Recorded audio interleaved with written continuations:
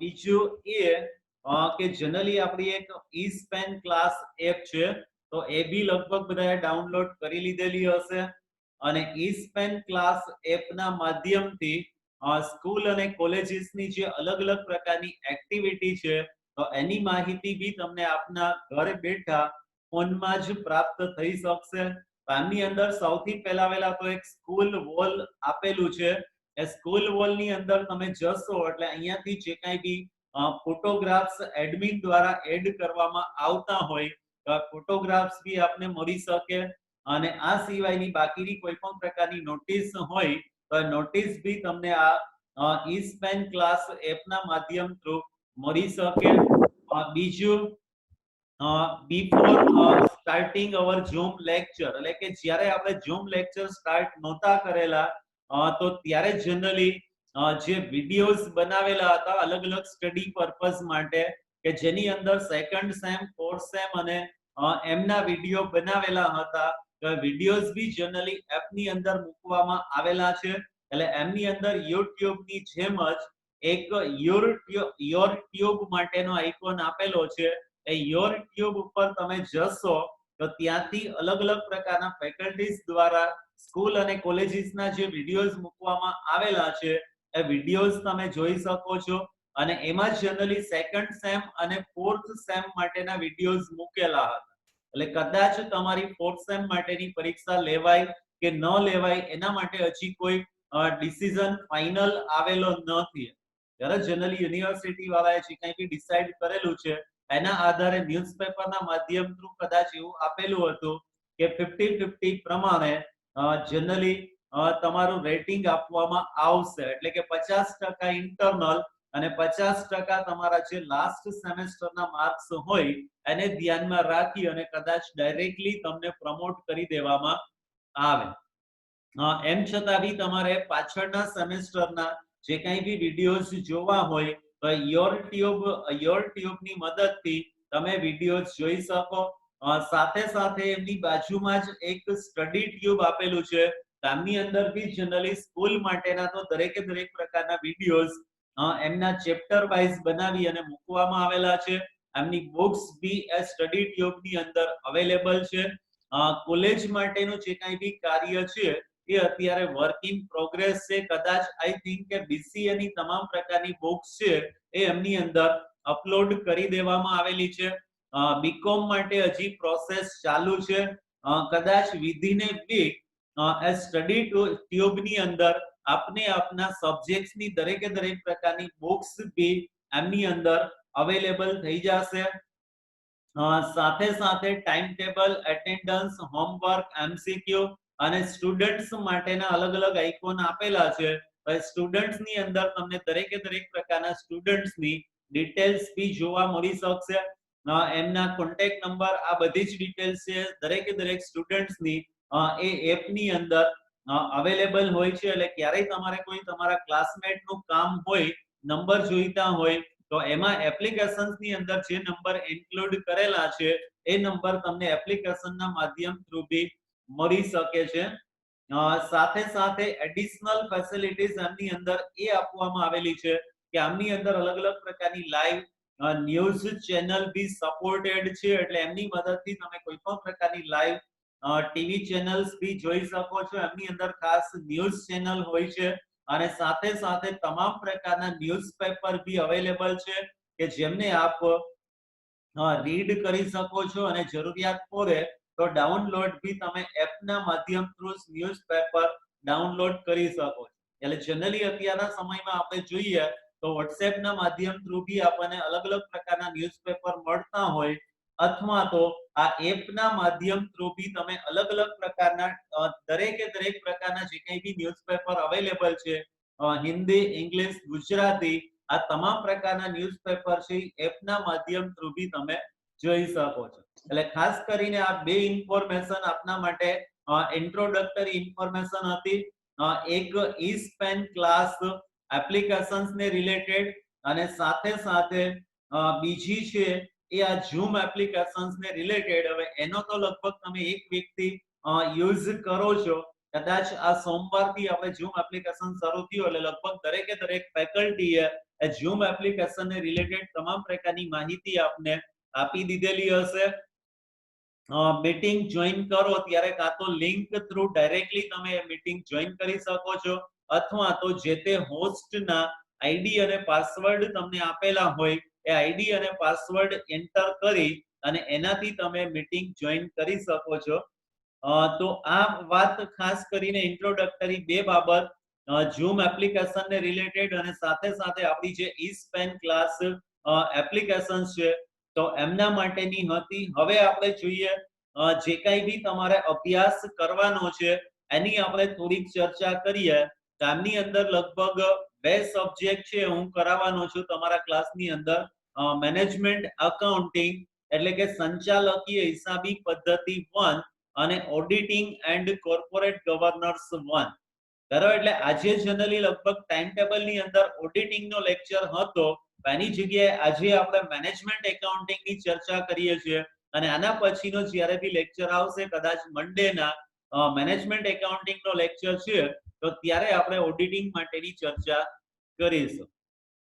તો સૌથી પહેલા તો તમને સિલેબસ આપી દઉં અને સિલેબસ નું થોડુંક ઓલ ઓવર ઓવરવ્યુ આપી દઈએ કે એમની અંદર આપણે શું શીખવાનું છે. જનરલી દરેક સબ્જેક્ટ નું વેઇટેજ છે એ 100 માર્ક્સ માટેનું હોય છે. હવે 100 માર્ક્સ માંથી આપણને ખ્યાલ છે કે 70 માર્ક્સ નું આપણું ફાઇનલ એક્ઝામ નું પેપર હોય છે અને 30 માર્ક્સ ઇન્ટરનલ હોય છે. એટલે બીજા કોઈ પણ પ્રકારના ચેન્જીસ ન આવે ત્યાં સુધી જનરલી આપણે આ જ પેટર્ન અને સિસ્ટમને ફોલો કરવાની હોય છે. તો 30 માર્ક્સ ઇન્ટરનલ આપને કેવી રીતે મળી શકે છે એનાથી બી લગભગ આપ બધા પરિચિત છો. હજુ બી ઘણા બધા ફ્રેન્ડ્સ છે એ ઝૂમના લેક્ચરની અંદર એટેન્ડ નથી થતા, તો જો આપના ગ્રુપમાં કોઈ હોય તો એમને ખાસ કહેજો કે જે કંઈ બી ટાઈમ ટેબલ છે એ પ્રમાણે એ ઝૂમના લેક્ચરની અંદર એટેન્ડ થાય. કદાચ યુટ્યુબના લેક્ચર હોય છે એ આપ પછી બી જોઈ શકો. પણ ઝૂમના લેક્ચર જ્યારે હોય છે ત્યારે આપ ડાયરેક્ટલી કોઈ પણ પ્રકારના ક્વેશ્ચનરી હશે તો એ બી તમે ડાયરેક્ટલી કરી શકશો. એટલે જે રીતે આપણે ક્લાસરૂમની અંદર લેક્ચરમાં બેઠા હોય એ જ રીતે આપણે આ ઝૂમ લેક્ચર એટેન્ડ કરી શકીએ. બાકી આમના જે કંઈ બી વિડીયોઝ હશે, રેકોર્ડિંગ હશે એ કદાચ આપને પછી જોવું હશે તો એ બી કદાચ ફેસિલિટીઝ અવેલેબલ છે કે કદાચ આપને આજે જે લેક્ચર એટેન્ડ કરેલો છે એમનું રેકોર્ડિંગ છે એ બી આપને મોકલાવી દઈએ કે જેથી કરીને જે સ્ટુડન્ટ્સ એટેન્ડ નથી થયેલા તો એ સ્ટુડન્ટ્સને એ લેક્ચર મિસ કરવો ન પડે. પણ એમ છતાં બી બને ત્યાં સુધી જો કોઈ પણ પ્રકારનું કામ ન હોય, અગત્યનું કામ ન હોય તો જ્યારે બી લેક્ચર હોય છે ત્યારે એ દરેક ફેકલ્ટીઝના તમે લેક્ચર એટેન્ડ કરો.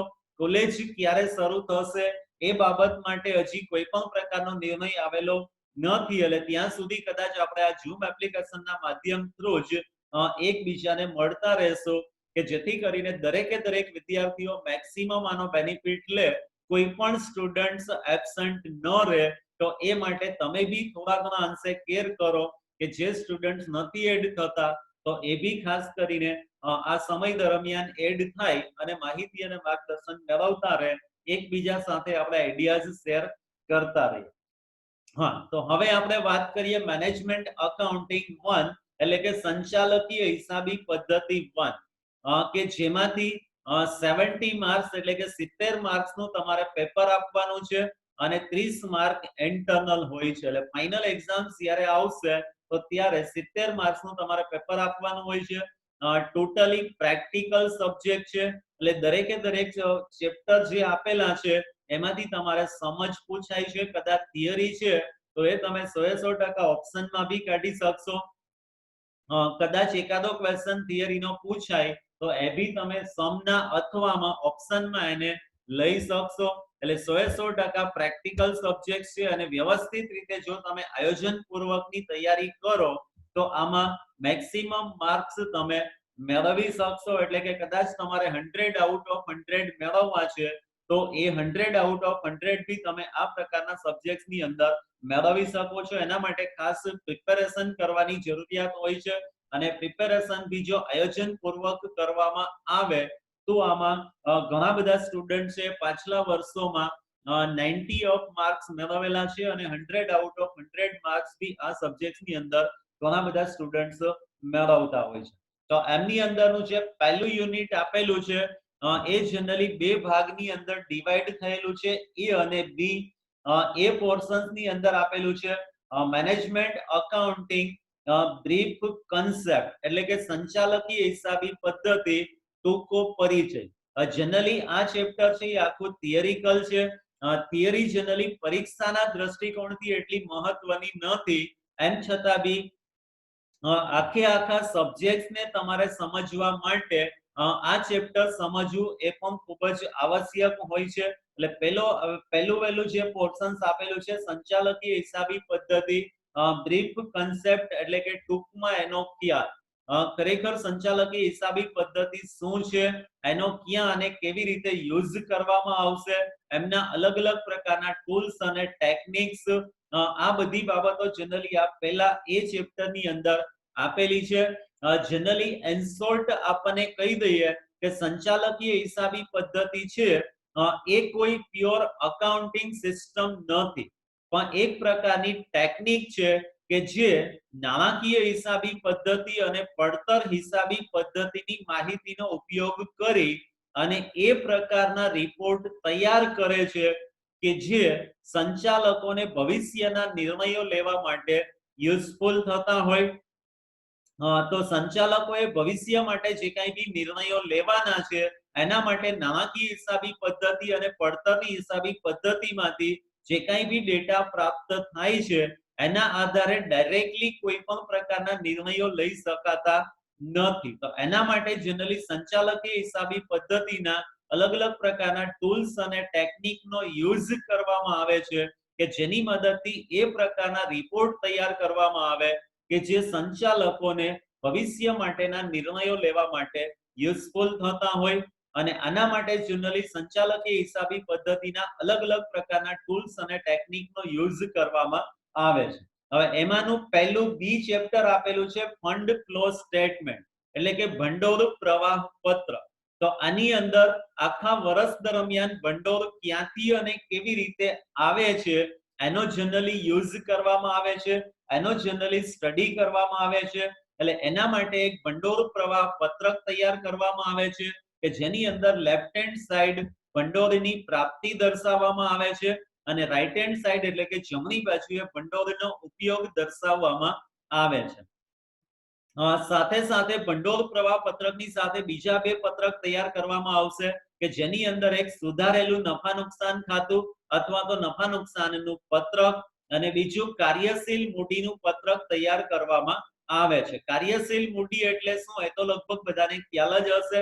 કાર્યશીલ મૂડી એટલે ચાલુ મિલકતો બાદ ચાલુ જવાબદારી. એટલે પાકા સરવૈયાની અંદર તમને જે ચાલુ મિલકતો અને ચાલુ જવાબદારીઓ આપેલી છે તો એમના આધારે જનરલી કાર્યશીલ મૂડી ફાઇન્ડ આઉટ કરવામાં આવશે અને કાર્યશીલ મૂડીમાં જે કાંઈ બી વર્ષ દરમિયાન વધારો કે ઘટાડો થાય છે તો એ જનરલી ભંડોળની પ્રાપ્તિ અથવા તો ઉપયોગ તરીકે દર્શાવવામાં આવશે. અને સાથે સાથે આ ત્રણ બાબતો છે દરેકે દરેક સમની અંદર તમારે બનાવવાની હોય છે: ભંડોળ પ્રવાહ પત્રક, સુધારેલું નફા નુકસાન ખાતું અને કાર્યશીલ મૂડીનું પત્રક. આ ઉપરાંત તમને જેટલા એડજસ્ટમેન્ટ એટલે કે હવાલા આપેલા હોય તો જે બાબતને રિલેટેડ હવાલા આપેલા હશે એ તમામ પ્રકારના ખાતાઓ તમારે દાખલાની ગણતરીના ભાગ રૂપે જ દર્શાવવાના હોય છે. જેમ કે તમને આપેલું હોય કે યંત્રો ઉપર ઘસારો ગણવાનો છે, યંત્રોની ખરીદી કે વેચાણ કરવામાં આવેલું છે તો એના માટે તમે એક યંત્રનું ખાતું રાખશો અને એના આધારે તમને પ્રોપરલી ખ્યાલ આવી શકશે કે કેટલો ઘસારો ગણવામાં આવેલો છે, કેટલી યંત્રની ખરીદી કરવામાં આવેલી છે, કેટલું યંત્રનું વેચાણ કરવામાં આવેલું છે અને એની અસર છે એ તમે ભંડોળ પ્રવાહ પત્રકની અંદર આપી શકો. એટલે આમાંથી તમારે 20 માર્કનો સમ પૂછાય છે. હવે આની રકમ જનરલી કેવી રીતે આપેલી હોય છે તો ત્યાં તમને 2 વર્ષના પાકા સરવૈયા આપેલા હોય. એટલે માની લો કે 2015 અને 2016 આ રીતે 2 વર્ષના પાકા સરવૈયા આપેલા હોય અને સાથે સાથે વધારાની માહિતી આપેલી હોય. તો આ પાકા સરવૈયાની ડિટેલ અને વધારાની માહિતીને ધ્યાનમાં રાખી અને ભંડોળ પ્રવાહ પત્રકનો દાખલો ગણવાનો હોય છે. દાખલો છે એ થોડો લેન્ધી છે પણ વ્યવસ્થિત રીતે તમે ધ્યાન રાખશો, વ્યવસ્થિત રીતે પ્રેક્ટિસ કરશો તો કદાચ આ સમમાંથી બી તમે 20 માંથી 20 માર્ક પ્રાપ્ત કરી શકો. એટલે દાખલો થોડો લેન્ધી છે. જે રીતે આપણે 11મા 12મા અને FYSY ની અંદર તમે વાર્ષિક હિસાબો શીખ્યા છો, તો વાર્ષિક હિસાબો જેટલો જ સમ છે એ ભંડોળ પ્રવાહ પત્રકનો તમને લેન્ધી જોવા મળી શકશે. એટલે આમના માટેના એમના લિમિટેશન્સ, ફંડ ફ્લો સ્ટેટમેન્ટના એમના એડવાન્ટેજીસ કયા કયા છે, આ બધી જ ચર્ચા આપણે નેક્સ્ટ લેક્ચર જે કંઈ બી મેનેજમેન્ટ એકાઉન્ટિંગનો આવશે તો ત્યારે, અથવા તો આ ચેપ્ટર આપણે જ્યારે શરૂ કરીશું તો ત્યારે એ તમામ પ્રકારની ચર્ચાઓ આપણે કરી શકીશું. અને આ ઉપરાંત બીજું ચેપ્ટર આપેલું છે. બીજા ચેપ્ટરની માહિતી આપી એ પહેલા આપને કહી દઉં કે આ ચેપ્ટર તમારા માટે જનરલી 6th સેમેસ્ટરના દ્રષ્ટિકોણથી બી ઉપયોગી થશે. એટલે જો 5મા સેમેસ્ટરની અંદર તમારે ભંડોળ પ્રવાહ પત્રક શીખવાનું છે અને 6થા સેમેસ્ટરની અંદર આના જેવું જ એક ચેપ્ટર આવે છે રોકડ પ્રવાહ પત્રક. બરાબર, ફેર માત્ર એટલો છે બેયની રકમ એક જ સરખી હોય છે, પણ રોકડ પ્રવાહ પત્રક બનાવવા માટે એક દાખલો ગણવાની થોડીક સ્ટાઇલ અલગ છે. બાકી 75-80% છે એ જનરલી એક જ સરખું જોવા મળે છે. એટલે 75 થી 80% જો આ ચેપ્ટર તમને વ્યવસ્થિત રીતે સમજાઈ જશે તો રોકડ પ્રવાહ પત્રકનું ચેપ્ટર છે એ એકદમ ઈઝીલી તમે શીખી શકશો. એટલે બે સેમેસ્ટરના દ્રષ્ટિકોણથી આ ચેપ્ટર યુઝફુલ આપણને જોવા મળે છે. અને આમાંથી આ સેમેસ્ટરની અંદર તમારે 20 માર્કનો સમ પૂછાય છે. આ ઉપરાંત બીજું ચેપ્ટર આપણે જોઈએ તો બીજું ચેપ્ટર છે સ્ટાન્ડર્ડ કોસ્ટિંગ 1, એટલે કે પ્રમાણ પડતર પદ્ધતિ 1, અને એની અંદર આપેલું છે મટીરીયલ વેરિયન્સીસ, એટલે કે માલ સામાનના વિચલન. જનરલી બીજું અને ત્રીજું ચેપ્ટર છે એ એકદમ સરખા જ છે. બરાબર, ત્રીજું ચેપ્ટર છે પ્રમાણ પડતર પદ્ધતિ 2, એટલે કે સ્ટાન્ડર્ડ કોસ્ટિંગ 2, અને એની અંદર આવે છે લેબર વેરિયન્સીસ, એટલે કે મજૂરીને લગતા વિચલન. એટલે સેકન્ડ ચેપ્ટર છે માલ સામાનના વિચલનો છે, અને થર્ડ ચેપ્ટર છે એ મજૂરીના વિચલનો છે. એટલે સેકન્ડ ચેપ્ટરનું વેઇટેજ છે 20 માર્કનું છે, અને થર્ડ ચેપ્ટરનું વેઇટેજ છે એ 15 માર્ક્સ, એટલે કે 15 માર્કનું છે. તો સેકન્ડ ચેપ્ટરમાંથી તમારે 20 માર્કનો સમ પૂછાય છે, અને એ આખું સૂત્ર ઉપર આધારિત છે. તો માલ સામાનના વિચલનો ગણવા માટે જનરલી તમારે 5 થી 6 જેટલા સૂત્રો જ ખાલી યાદ રાખવાના છે, સૂત્રો સમજવાના છે અને સૂત્રો શીખવાના છે. જેમ કે આપણે જોઈએ કે સૌથી પહેલા તો વિચલન કોને કહી શકાય, એનો થોડોક પરિચય આપી દઈએ. તો વિચલન એટલે શું? તો જનરલી આમની અંદર શું કરવામાં આવે છે કે પ્રમાણ પડતર પદ્ધતિ, એટલે કે ભવિષ્યમાં આપણે જે વસ્તુઓનું ઉત્પાદન કરવાનું છે તો એના માટે કેટલા માલ સામાનની જરૂરિયાત પડશે, માલ સામાન માટેનો ખર્ચ કેટલો થશે એ અગાઉથી જ નક્કી કરવામાં. જેમ કે આગામી મંથ દરમિયાન મારે 10,000 એકમોનું ઉત્પાદન કરવાનું છે અને એના માટે મારે 1 લાખ રૂપિયાના માલ સામાનની જરૂરિયાત પડશે, એવું હું ડિસાઈડ કરું છું. તો એ 1 લાખ રૂપિયા માલ સામાન માટેનો ખર્ચ છે એને હું પ્રમાણિત ખર્ચ તરીકે ઓળખી શકું. હવે ખરેખર જ્યારે ઉત્પાદન કરવામાં આવે છે, આખો મહિનો પસાર થઈ જાય છે, પછી આપણે કદાચ ખરેખર એ માલ સામાન માટેનો ખર્ચ જોઈએ તો એ કદાચ કાં તો 1 લાખ રૂપિયા જ હોઈ શકે, અથવા તો 1 લાખ કરતા વધારે અથવા તો ઓછો બી હોઈ શકે. તો જે પ્રમાણિત ખર્ચ અને ખરેખર ખર્ચ, આ બે વચ્ચેનો જે તફાવત જોવા મળે છે, આ તફાવતને જનરલી વિચલન તરીકે ઓળખવામાં આવે છે. અને આ વિચલન છે ફેવરેબલ બી હોઈ શકે અને અનફેવરેબલ બી હોઈ શકે, એટલે કે પ્રતિકૂળ બી હોઈ શકે અને અનુકૂળ બી હોઈ શકે. જનરલી એ આપણે કદાચ એવું અનુમાન કરી શકીએ કે જનરલી આપણે 1 લાખ રૂપિયાનો ખર્ચ થશે એવું ડિસાઈડ કરેલું હોય, અને ખરેખર ખર્ચ છે એ કદાચ 1,10,000 રૂપિયાનો થાય છે, તો 10,000 રૂપિયાનો વધારે ખર્ચ થયેલો છે, તો એ 10,000 રૂપિયાને પ્રતિકૂળ વિચલન તરીકે ઓળખવામાં આવે છે. અને ઘણી વખત કદાચ એનાથી વિરુદ્ધ એવું બી બની શકે કે આપણે ડિસાઈડ કરેલું હતું કે આગામી મંથ દરમિયાન માલ સામાનનો ખર્ચ 1 લાખ રૂપિયાનો થશે, અને એની જગ્યાએ તમારો ખરેખર ખર્ચ છે એ 90,000 રૂપિયા જ થયેલો છે, તો બી ત્યાં તમને 10,000 રૂપિયાનું વિચલન જોવા મળશે. અને 10,000 રૂપિયાના વિચલનને અનુકૂળ વિચલન તરીકે ઓળખવામાં આવશે. હવે આવું થવા માટેના મુખ્ય બે કારણો હોઈ શકે. એક તો એ કે કદાચ આપણે એવું ડિસાઈડ કરેલું હોય કે 1 લાખ રૂપિયાનો ખર્ચ થશે કે એના માટે 10,000 કિલોગ્રામ માલ સામાનની જરૂરિયાત પડશે. એટલે કે ક્વોન્ટિટી અને એની પ્રાઇસ, બરોબર, એનો જથ્થો અને એની કિંમત, આ બે બાબતો ખાસ કરીને વિચલન ક્રિએટ કરવા માટે જવાબદાર બની શકે. એટલે કદાચ આપણે એવું ડિસાઈડ કરેલું હોય કે 10,000 કિલોગ્રામ માલ સામાનની જરૂરિયાત પડશે, તો એની જગ્યાએ કદાચ 11,000 કિલોગ્રામ માલ સામાનની જરૂરિયાત પડેલી હોય, અથવા તો 9,000 કિલોગ્રામ માલ સામાનની જરૂરિયાત પડેલી હોય, અને એના કારણે જનરલી વિચલન આવવા માટેની શક્યતાઓ રહેલી હોય છે. એટલે પહેલું વહેલું વિચલન તમે શીખશો એને જનરલી માલ સામાન ખર્ચ વિચલન એટલે કે મટીરિયલ કોસ્ટ વિચલન અથવા તો એક્સપેન્સ વિચલન તરીકે ઓળખવામાં આવશે. અને આના બીજા બે ટાઈપ્સ આપણને જોવા મળે છે, એ છે મટીરિયલ યુસેજ વેરિયન્સ અને મટીરિયલ પ્રાઇસ વેરિયન્સ, કે જે બે એનાથી આગળના ડીપ લેવલ ઉપર વિચારવામાં આવે છે. એટલે કાં તો કિંમતમાં ફેરફાર થવાને કારણે કુલ ખર્ચની અંદર ફેરફાર થાય છે, અથવા તો એની ક્વોન્ટિટીમાં ફેરફાર થવાને કારણે આપણને કુલ ખર્ચની અંદર ફેરફાર થતા જોવા મળે છે. એટલે આના પાછા ફરીથી બે વિચલન આપણે શીખવાના થશે, એ છે પ્રાઇસ વેરિયન્સ અને યુસેજ અથવા તો ક્વોન્ટિટી વેરિયન્સ.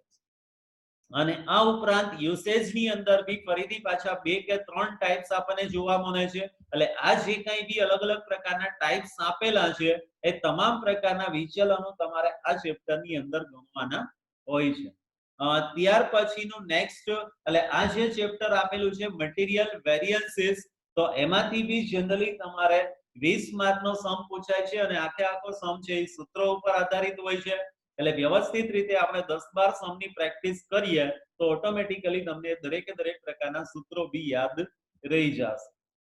આ ઉપરાંત ત્રીજું ચેપ્ટર જે આપેલું છે એ છે સ્ટાન્ડર્ડ કોસ્ટિંગ 2, એટલે કે પ્રમાણ પડતર પદ્ધતિ 2, અને એની અંદર છે મજૂરી ખર્ચને લગતા વિચલનો, કે જે સેમ માલ સામાન વિચલન જેવું જ આપણને જોવા મળે છે. ખાલી ડિફરન્સ માત્ર એ જ છે કે ત્યાં તમારે માલ સામાનની જગ્યાએ મજૂરી ખર્ચને લગતા વિચલનો ફાઇન્ડ આઉટ કરવાના છે. તો અહીંયા આપણે જેમ માલ સામાનમાં જોઈએ છે કે સૌથી પહેલું વહેલું વિચલન છે માલ સામાન ખર્ચ વિચલન, તો ત્યાં તમે શીખશો મજૂરી ખર્ચ વિચલન, અને એ કેવી રીતે મળશે આપણને, તો પ્રમાણિત મજૂરી ખર્ચ માઈનસ ખરેખર મજૂરી ખર્ચ, અને આ ખર્ચ કેવી રીતે મળે, તો એની જથ્થો એને ગુણ્યા એની કિંમત, એટલે એ આપણને કુલ ખર્ચ મળી શકે.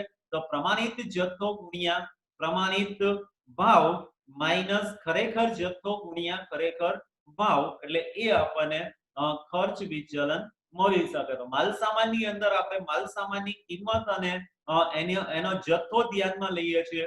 એવી જ રીતે મજૂરી ખર્ચ વિચલન માટે મજૂરોની સંખ્યા અને એને કેટલી મજૂરી ચૂકવવામાં આવે છે, એટલે કે મજૂરીનો દર, એને ધ્યાનમાં રાખી પ્રમાણિત મજૂરી ખર્ચ અને ખરેખર મજૂરી ખર્ચ આ બેને કમ્પેર કરવાથી કુલ મજૂરી ખર્ચ વિચલન આપણને જાણવા મળી શકે. અને આ જ રીતે એમાં બી જનરલી વિચલન આવવા માટેના મુખ્ય બે કારણો હોઈ શકે, કે કાં તો મજૂરોની સંખ્યા અથવા તો કુલ કલાકોમાં વધારો કે ઘટાડો થયેલો હોય, અથવા તો એના રેટની અંદર વધારો કે ઘટાડો થયેલો હોય, કે જેના કારણે આપણને મજૂરી ખર્ચ વિચલન જોવા મળે છે. એટલે આ ચેપ્ટર સેમ માલ સામાન ખર્ચ વિચલન જેવું જ છે. એટલે જો સેકન્ડ ચેપ્ટર તમને વ્યવસ્થિત રીતે સમજાઈ જશે તો એકદમ ઇઝીલી આ થર્ડ ચેપ્ટર માટેના સૂત્રો બી તમને ઇઝીલી યાદ રહી શકશે. એટલે સૂત્રો છે એ મહદ અંશે સરખા જ છે, ખાલી ફેર માત્ર એટલો છે કે માલ સામાનમાં આપણે પ્રાઇસ હોય છે, તો મજૂરીની અંદર આપણને ત્યાં રેટ જોવા મળે છે. અને આ ચેપ્ટર માંથી તમારે 15 માર્ક્સનો સમ પૂછાતો હોય છે. ત્યાર પછીનું ફોર્થ ચેપ્ટર આપેલું છે સીમાંત પડતર પદ્ધતિ, એટલે કે માર્જિનલ કોસ્ટ સિસ્ટમ. બરાબર, સીમાંત પડતર કોને કહી શકાય, તો સીમાંત પડતર એટલે ઉત્પાદનના એક એકમમાં વધારો કે ઘટાડો કરવાથી કુલ ખર્ચની અંદર જે વધારો કે ઘટાડો થાય છે, તો આ વધારાના ખર્ચને સીમાંત પડતર અથવા તો ચલિત પડતર તરીકે ઓળખવામાં આવે છે. હવે આપણને ખ્યાલ છે કે ઉત્પાદનમાં આપણે વધારો કે ઘટાડો કરીશું તો કુલ ખર્ચની અંદર જે વધારો કે ઘટાડો થશે એ માત્ર ને માત્ર ચલિત ખર્ચમાં જ વધારો થશે. સ્થિર ખર્ચ છે એ જનરલી સ્થિર જ રહેશે. બરાબર, એની અંદર કોઈ પણ પ્રકારનો વધારો ઘટાડો થવાનો નથી. તો આના આધારે બી જનરલી 5-6 જેટલા કન્સેપ્ટ તમને આપેલા છે. એક તો મેઇન કન્સેપ્ટ આપેલો છે બ્રેક ઇવન પોઈન્ટ અથવા તો બ્રેક ઇવન એનાલિસિસ, એટલે કે સમતૂર બિંદુ વિશ્લેષણ.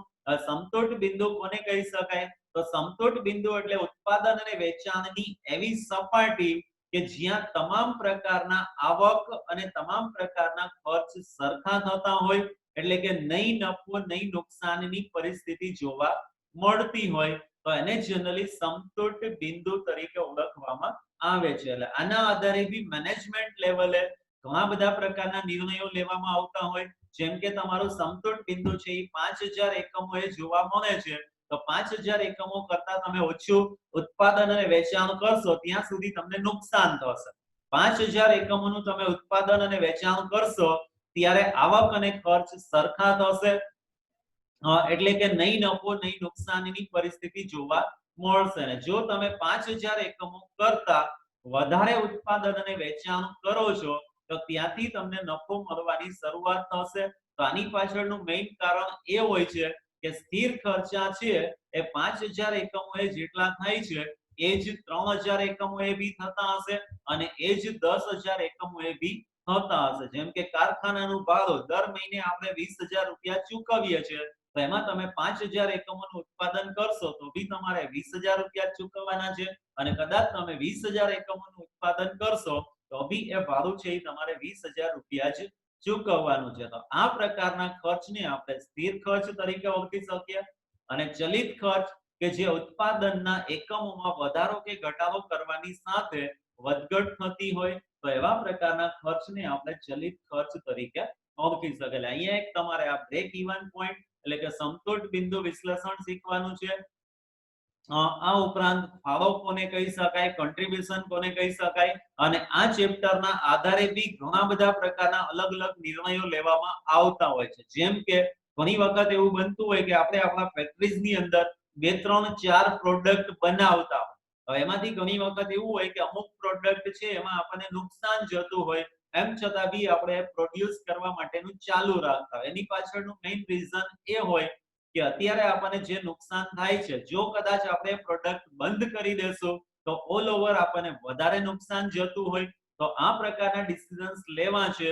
ઘણી વખત કોઈ નવી પ્રોડક્ટ માર્કેટમાં તમારે લોન્ચ કરવી છે, અથવા તો ઘણી વખત તમને જે કાંઈ બી મટીરિયલ્સ જોઈએ છે, લેબર જોઈએ છે, ચાવીરૂપ પરિબળ હોય, તો એના આધારે તમારે ડિસિઝન્સ લેવાના હોય. અથવા તો ઘણી વખત હાજલ ઉત્પાદન શક્તિ હોય અને એના માટે જનરલી તમારે કોઈ એ પ્રકારના ડિસિઝન્સ લેવાના હોય કે ફોરેન કન્ટ્રીઝ માંથી તમને ઓર્ડર મળે છે અને એના માટે તમારી પાસે ફાજલ ઉત્પાદન શક્તિ પડેલી છે, તો એ ઓર્ડર તમારે એક્સેપ્ટ કરવો કે રિજેક્ટ કરવો, તો એને રિલેટેડ નિર્ણયો છે એ બી જનરલી આપણે આ ચેપ્ટરના અભ્યાસને આધારે લઈ શકીએ છીએ. એટલે ડિટેલ્સમાં જ્યારે આપણે ડિસ્કશન કરીશું તો ત્યારે આ પ્રકારના દરેકે દરેક મુદ્દાઓ એની અંદર આવરી લેવામાં આવશે કે એનાથી આપણને શું યુઝ થઈ શકે અથવા તો કઈ જગ્યાએ આપણે આ ચેપ્ટરનો યુઝ કરી શકીએ.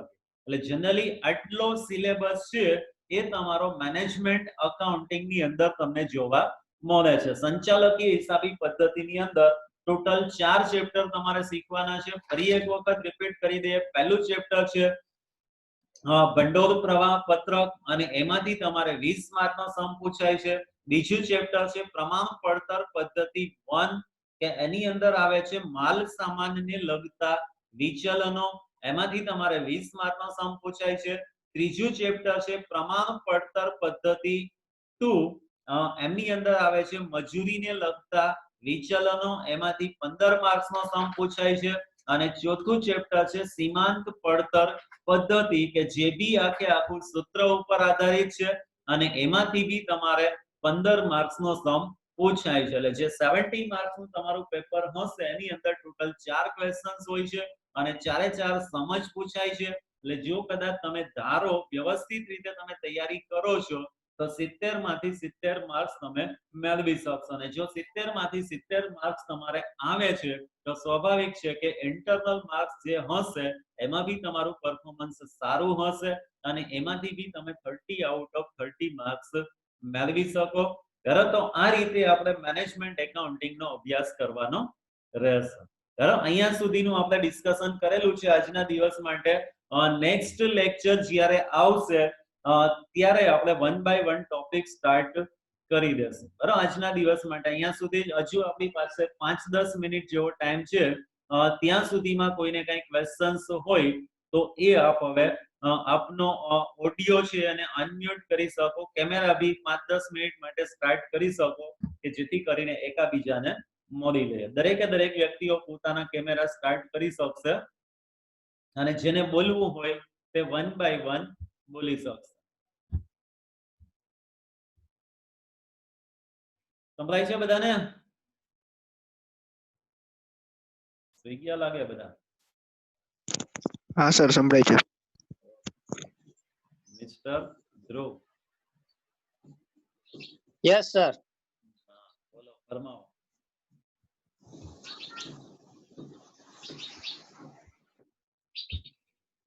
ધ્રુવ, કેમ રહ્યો આજનો લેક્ચર? યસ સર, સારો છે. ઓકે, સારો રહ્યો. હા, સમજાયું. ઓકે થોડીક આમ પ્રોબ્લેમ પડે પહેલી વાર હોય એટલે.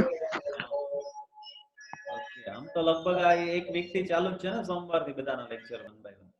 હા. ઓકે, એટલે આમ થોડુંક નવું રે કે આ જનરલી આપણે ક્લાસમાં ભણતા હોય અને હવે મોબાઈલ થી ભણીએ એટલે એમ કદાચ થાય. Yes, Umesh. Yes sir, complete. મજામાં? મજામાં? મજા. Yes yes. હા, એટલે આજે જનરલી આપણે આ સિલેબસ ની ચર્ચા કરી તો એ સમજાઈ જાય છે ને? હા યસ, સમજાઈ જાય છે, કમ્પ્લીટ છે, એમાં તો કોઈ પ્રોબ્લેમ નથી.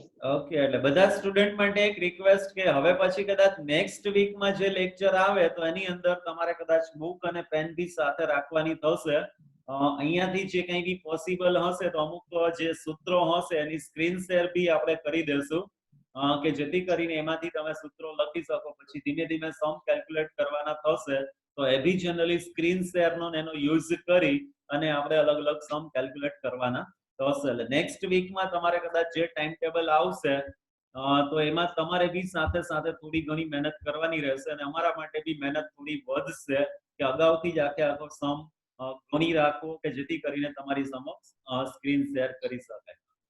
થિયરિકલ હોય તો એમાં કોઈ પ્રશ્ન નથી કે તમારી પાસે અને અમારી પાસે બુક હોય તો એ સીધું સમજાવી શકાય. પણ જનરલી એકાઉન્ટિંગ છે તો એના માટે અમારે બી અગાઉથી સમ કમ્પ્લીટ કરી અને આપને પ્રેઝન્ટ કરવો પડે. બરાબર, એટલે એ કદાચ નેક્સ્ટ વીક થી એવું બનશે કે તમારે બી સાથે બુક્સ અને પેન ને એ બધું લઈને બેસવાનું થશે. યસ, નેક્સ્ટ બીજા કોઈ?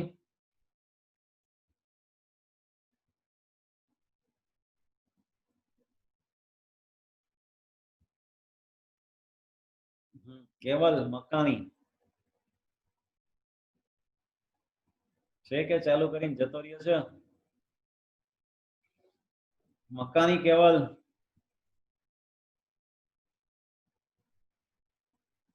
હેલો. ધ્યાન. રામાની નિખિલ. નિખિલ રામાણી. હેલો, સંભળાય છે બધાને વ્યવસ્થિત? યસ સર, સંભળાય છે. પણ ઓકે, જેનું નામ બોલું એ તો થોડુંક કંઈક વ્યવસ્થિત કયો. હા સર, મજામાં, કેમ છો? બીજું કઈ આપણે પૂછવાનું નથી આજે, ખાલી કેમ છો કેમ નહીં જ પૂછવાનું છે. એટલે તમને એમ નહીં વિચારતા કે સરે ભણાવ્યું એમાંથી પૂછશે તો એટલે ખાલી આન્સર આપો એટલે મને ખ્યાલ પડે કે બધા જાગે તો છે જ. યસ, કાચા જાનવી.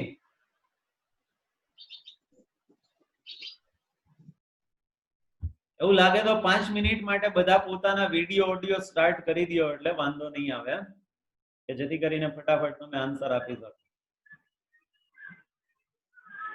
ઓડિયો છે એ તમારા મ્યુટ છે એ અનમ્યુટ કરી દો અને વિડીયો બી બધાના અનમ્યુટ કરી દો બધાને.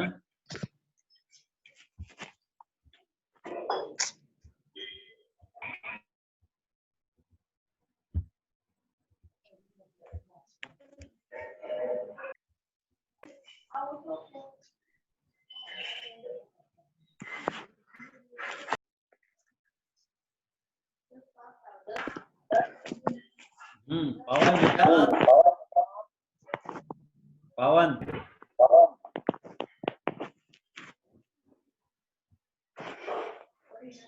Yes sir. બતાતો નથી તું, વિડિયો બંધ છે. હા બરાબર. પવન ક્યાં છે? હા દેવ. હા મજામાં? હા ઘરે કે દુકાને ઘરે ઘરે છે? ચાલુ હે ચાપડી શાક નો કે બંધ? ચાલુ હે ને, પાર્સલ જ છે ખાલી. ઓકે, ક્યારેક જોઈ તો લઈ જાય ને એમ. હા ઓકે સારું. યસ નેક્સ્ટ મક્કાની કેવલ. કેવલ ક્યાં છે? બહુ શરમાય છે.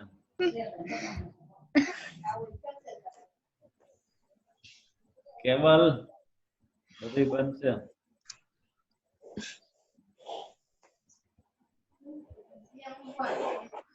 ઓકે ધેન નિખિલ આવ્યો. નિખિલભાઈ મજામાં? રામાની નિખિલ મજામાં? પહેલેથી છે હો યાર કોન્સ્ટન્ટ.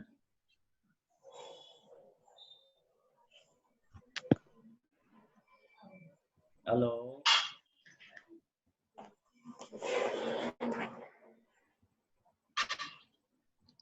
હેલો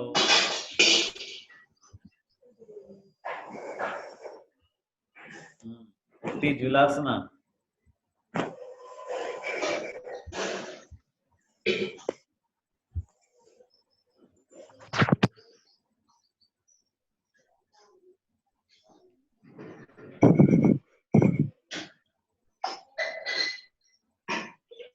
હેલો હજી કોઈના વિડિયો ચાલુ નથી થયા. ખાલી 5 મિનિટ છે, બધા પોતાના વિડિયો ચાલુ કરી દો.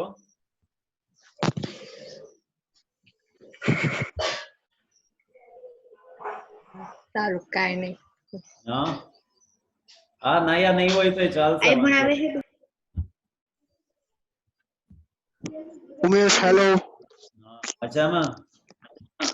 મજા મજા. ઓકે ઘરેથી જ? યસ યસ મજામાં મજામાં. હે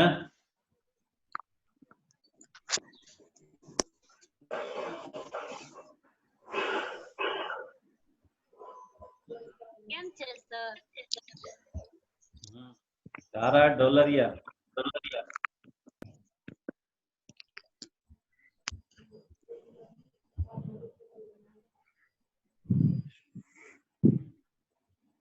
ઉમેશ, ધ્રુવ, યશિતા, 2-3 વ્યક્તિઓ ખાલી બતાય છે.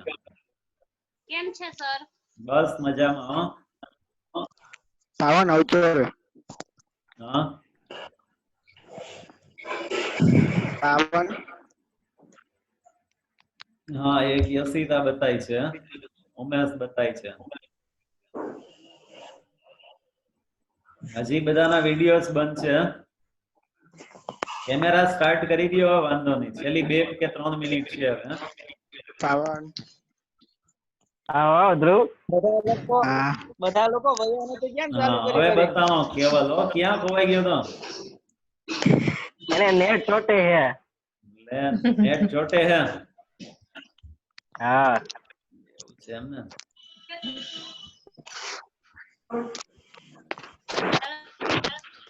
સર ચિપ્સ ખાવા.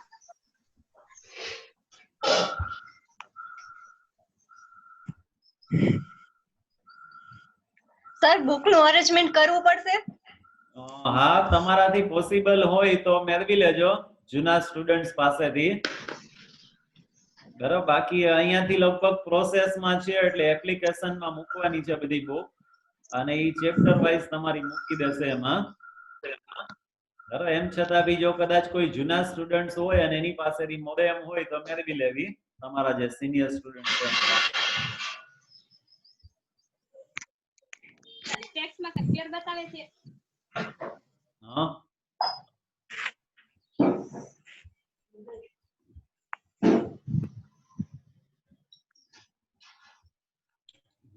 હજી ઘણા બધાના વિડિયોઝ છે ઈ ક્લોઝ છે. લગભગ ઈ નાયા નહીં લાવ્યો હોય એવું લાગે.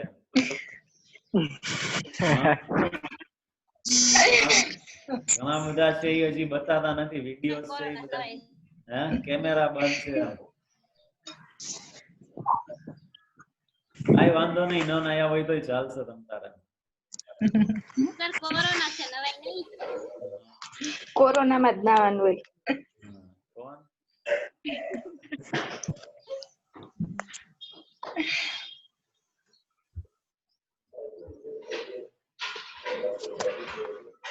સર ચિપ્સ ખાવા.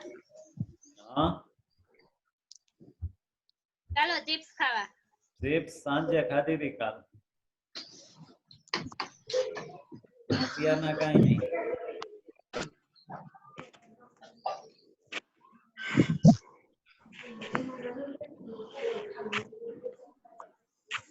સર ગોહિલ નિકુંજ કહે છે કે તેને અવાજ નથી આવતો. હે હા ચેટ ઉપર લખે છે તેને અવાજ નથી આવતો. ગોહિલ નિકુંજ ક્યાં છે ગોહિલ? ચેટ કરે છે સાથે જો. ચેટમાં છે. અવાજ નથી આવતો બસ. સાઉન્ડ નથી આવતો. હેન્ડ સ્પ્રી ને એવું યુઝ કરો તો થોડોક વધારે ફેર પડે એમ. નિકુંજ તને સંભળાતું બધા મ્યુટ રહી છે જો ત્યાં ક્લિક કર. માઇક ગયેલો હશે ને અહીંયા મ્યુટ રહેલું હશે. સિમોનિયા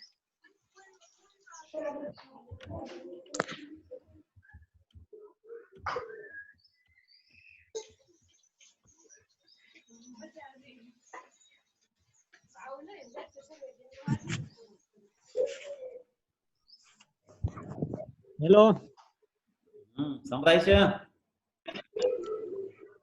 બધાને સંભળાય છે? બધા ફ્રેન્ડને? હા કોને અવાજ નતો આવતો? ગોહિલ નિકુંજ નિકુંજ એનો જે ગયો ઈ નિકુંજ. ભયો ગયો. યસ, બધા ફ્રેન્ડને અવાજ આવે? હા બાકી બધાને વ્યવસ્થિત રીતે સંભળાય છે? હા ઓકે તો સારું. એટલે હવે આજે જે લિંક તમને આપેલી હતી ને એ લિંક રાખજો તમે. બરાબર, એટલે હવે પછી જે લેક્ચર હશે ને એ સીધું એ લિંક ઉપરથી તમારે સ્ટાર્ટ થઈ જશે. ઓકે. હા નિકુંજ આવ્યો હે? ના હું છું. હા નિકુંજ હોયો ગયો. એ જોઈન કર્યો પાછો નિકુંજ. હેલો. આમાં મજા આવે છે ઝૂમ લેક્ચર માં બધાને? અરે સર બહુ મજા આવે છે. હા બહુ મજા આવે છે.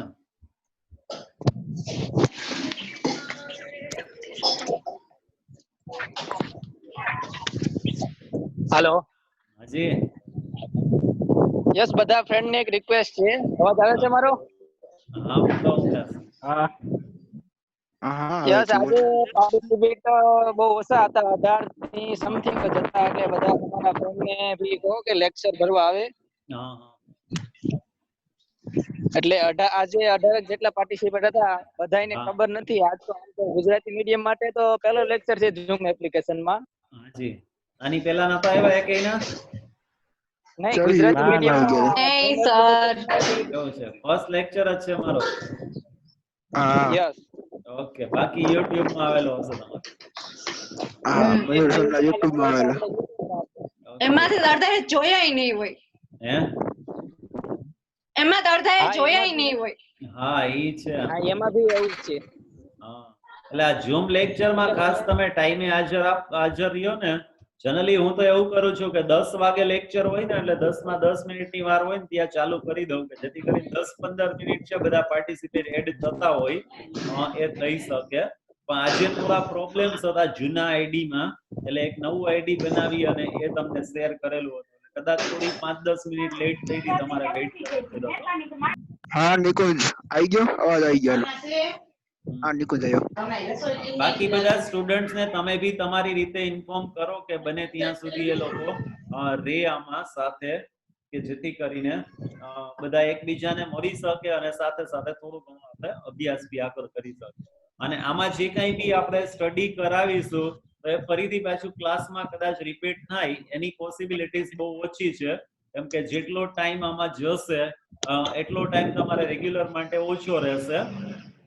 એટલે બને એટલા મેક્સિમમ સ્ટુડન્ટ્સ આની અંદર જોઈન થાય એ માટે હું બી મારા રીતે પ્રયત્ન કરીશ અને તમે બી તમારા ગ્રુપ્સમાં બધાને કહેજો કે જેથી કરીને મેક્સિમમ પાર્ટિસિપન્ટ રહે. એપ્રોક્સ 15 થી 20 જેટલા પાર્ટિસિપન્ટ હતા આજે આપણે.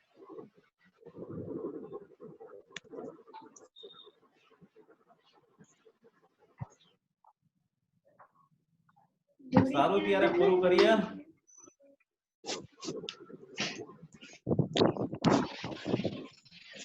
હા, બીજા કોઈને કઈ કહેવાનું હોય, મેસેજ કઈ તો કહી શકો, અધરવાઇઝ પૂરું કરીએ.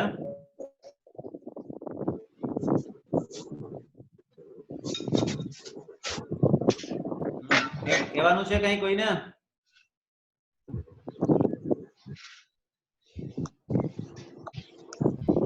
નથી ને? ઘરે રહેજો બધાય. હા, ઘરે રહેજો, ખોટા કારણ વગરના બહાર ન નીકળતા. ઓકે હા, ઘરે રહ્યો અને સુરક્ષિત રહ્યો. બાકી તો બધું ઘરે બેઠા બેઠા મળી જ જાય છે. ભણવાનું બાકી હતું તો એ ચાલુ કરી દીધું આપણે, એટલે એના માટે કઈ બહાર જવાની જરૂરિયાત નથી. બધા સ્વસ્થ રહો અને સુરક્ષિત રહ્યો. ફેમિલી મેમ્બર્સ નું બી ધ્યાન રાખો અને ખાસ કરીને આપના ઘરમાં વડીલો હોય તો એની ખાસ કાળજી રાખો. નાના બાળકોની બી કાળજી રાખો અને એની સાથે બને એટલો મેક્સિમમ ટાઈમ સ્પેન્ડ કરો. ઓકે, સારું છે. આજની મીટિંગ આપણે અહીંયા પૂર્ણ કરીએ છીએ. ફરીથી પાછું જે કંઈ બી શેડ્યુલિંગ હશે ટાઈમ ટેબલમાં એ પ્રમાણે ફરીથી પાછા આપણે મળશું. Good bye, thank you. Okay sir, by.